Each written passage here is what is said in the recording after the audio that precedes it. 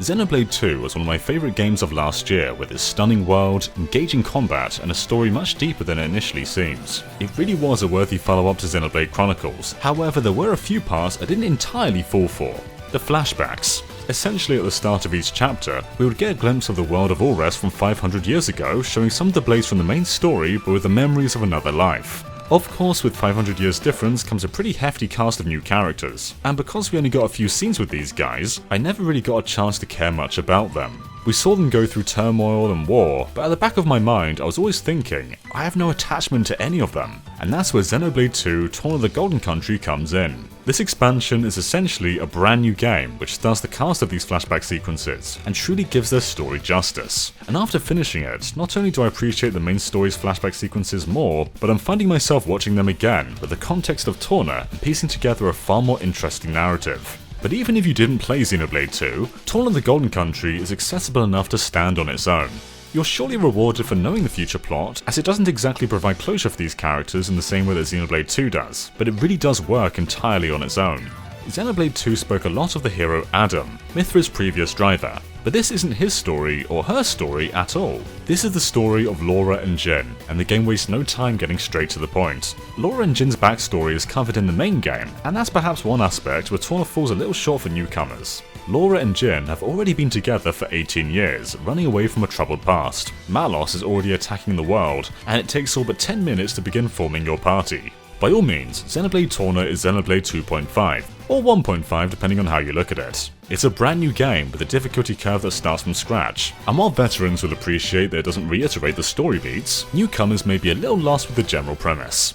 It's the story within that premise though that I think will work for everyone. Torna's leading characters arguably rival that of the main game, and I actually ended up preferring Laura as a protagonist to Rex. She's bold, feisty, and has a ton of scenes, even early on, that make you care about her in a way that I didn't always feel with Rex. Jin too is cast in a brand new light, and it really changes my perspective on the character in the core game. I just wish some of the supporting cast were given more room to grow. Xenoblade Torna only clocked in at 12 hours for me, which is phenomenal for DLC, but in that time there was a huge emphasis on just Laura and Jin. Even Bridget, who was of course in Xenoblade 2, doesn't really feel fleshed out here.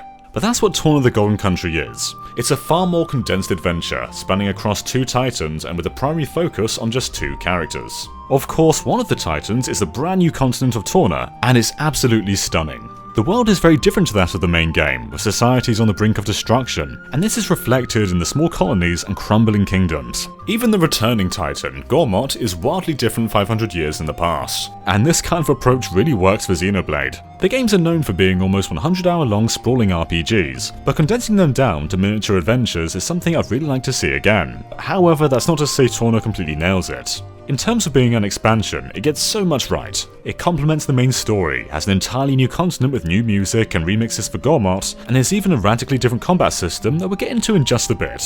But then there's also the community system. As much as I love the new elements at play in Torna, this really drags the game down in spots. Basically, the community menu keeps track of every character you encounter in the world of Alrest. You can get support from these guys by doing side quests for them. So basically what it is one big side quest chart.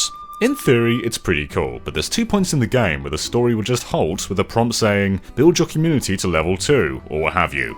To put that in perspective, you need 14 people in your community in order to expand the level. So when it says build your community to level 4, what it really means is do around 56 side quests. And that turns a cool charting of quests into mindless story padding. Now it's not 100% true, as a few side quests bring more than one person into your community, and there's a half dozen or so people who will just join you by speaking to them, but it only does so much to lessen the tedium of not being able to continue the story. I said Torna's around 12 hours long, and almost half of that was consumed by side quests. If it weren't for the brilliant Titan of Torna and new battle mechanics, this would have greatly diminished the value of this expansion, and while it certainly dents it, the new elements still carried it forward. In terms of combat, Torna still has drivers and blades like the main game, only the dynamic is in substantial differences. Instead of blades granting their powers to drivers, they're instead playable fighters this time, and drivers and blades can switch between offensive roles on the fly. So why do this? Well, for one, drivers and blades have different arts, much like how regular blades do in the main game. But also, every time you get hit, you'll see a red gauge that slowly depletes by your health. When you switch from driver to blade, the entire red segment will replenish. This creates a really interesting balance of using the most effective arts while simultaneously trying to reclaim segments of your health. Sometimes an art may be ready to use, but it's just far too risky with how much health you can save. Outside of this, the battle system still very much works like it did in the base Xenoblade 2. You'll auto-attack while standing still, which also doubles as charging up your arts, and some arts can be chained together to cause special effects like break and topple. What's interesting though is when you switch from driver to blade, the character actually unleashes an effect, whether it be topple or smash, so that's yet another reason to switch up your playstyles even if other arts are ready to use. Well, duh. You do know what I am, right? Lacking in compassion. Huh? Unlike the main game, you can't resonate with multiple core crystals. Drivers only get their blades when they cross paths with them in the story, and it just so happens every driver has 2 blades here. But you still have the same variety of moves as Xenoblade 2's 3-blade party, as the drivers themselves have a set of arts, but the customization options are a lot more limited here. But I find its limitations are part of the draw. Torna's combat system is far quicker and frantic than Xenoblade 2, and you're constantly encouraged to switch up your playstyle. Combat's not the only thing that's faster though. Even though it's a 12-hour adventure, I still managed to finish the game with a party around level 54. Leveling up is far less of an ordeal than it's ever been in Xenoblade, and possibly due to the volume of experience gained in side quests, I always found myself at an even match for story scenarios without ever needing to stop and grind up. This rapid growth is excellent, as one level can make all the difference in Xenoblade's combat. Due to the falling society, trade isn't exactly something of great value in Torna. There aren't really any shops outside of the occasional weapon merchant, and there's only one inn in the game. Without much to buy, the party have to rely on their own crafting skills. Campfires are scattered around Torna and Gormott, and here the team are able to rest and use any bonus experience to level up or craft unique items. For instance, Jin can cook, Laura can make charms, and Mithra can attempt to cook. And though I don't find every character is as fleshed out as they could be, these specialised elements help give a deeper foray into exactly who these characters are, displaying both their strengths and their faults. It's also a great encouragement to go out and collect as many materials as possible, as without being able to go out and buy equipment, they're of more importance than ever. The world of Torna has a vibe all its own, and somehow makes a desolate world on the edge of defeat feel somewhat wholesome. When gathering around a campfire and making the most of each party member, I felt a sense of teamwork and unity. While the story may not always provide depth for each party member, they still find individual fulfillment in the gameplay.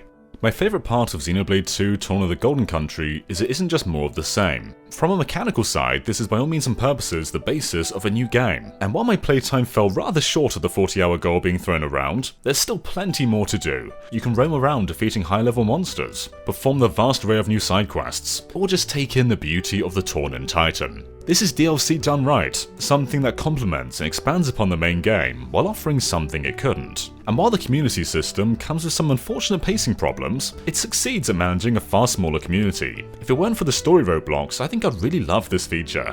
I like Xenoblade Torna a lot. With more room for characters to grow and a better flow to progression, this would be just as excellent as the core game. And even as it is, there are plenty of aspects I absolutely adored. Sometimes RPGs don't need to be 100 hours long, and if you're looking for something a little more digestible, or found Xenoblade 2's gameplay perhaps a tad intimidating, this may be exactly what you're looking for. I for one hope there are more stories to tell in Alrest, as Monolith Soft has shown us exactly how to handle DLC. Thanks for watching, and of course be sure to subscribe to GameXplain for more on Xenoblade Torna, and other things gaming too. Until next time, bye! Incredible! You! Both of you! Huh? That last attack, the force behind it was absurd. I'm amazed. Oh, really? Well, that's just...